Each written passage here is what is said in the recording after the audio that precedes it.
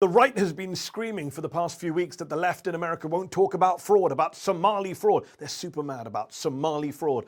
Well, let's prove them wrong, shall we? Let's talk about Somali fraud. Give me just 60 seconds. Start the clock. Let's talk about convicted fraudster Trevor Milton, who defrauded his investors, cost them tens of millions of dollars and was sentenced to 4 years in prison. Oh wait, he's not Somali and Donald Trump pardoned him last year. Let's talk about convicted fraudster Paul Walsack, who stole over $7 million from his employees' paychecks and was sentenced to 18 months in prison. Oh wait, he's not Somali and Donald Trump pardoned him last year. Let's talk about convicted fraudster Michelle Fury, who took $70,000 meant for a memorial to fallen police officers and spent it on herself, including on cosmetic surgery. Oh wait, she's not Somali and Donald Trump pardoned her last year. Let's talk about Lawrence Duran, who led at the time the largest therapy-related Medicare fraud scheme in history, was sentenced to 50 years in prison and ordered to pay back $87 million. Oh wait, he's not Somali and Donald Trump commuted his sentence last year. Let's talk about Philip S. Forms, who orchestrated the biggest criminal healthcare fraud, Medicare fraud in American history, over $1 billion in fraudulent claims, and who was sentenced to 20 years in prison. Oh wait, he's not Somali and Donald Trump commuted his sentence back in 2020. Let's talk about David Gentile, who defrauded over 10,000 investors of over $1.6 billion in what was basically a Ponzi scheme and sentenced to 7 years in prison. Oh wait, he's not Somali and Donald Trump pardoned him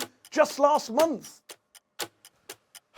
So remember, they're so bothered by Somali fraud, not because they're bothered by fraud, their hero keeps pardoning the fraudsters, but because they're bothered by Somalis. And yes, that makes them racists.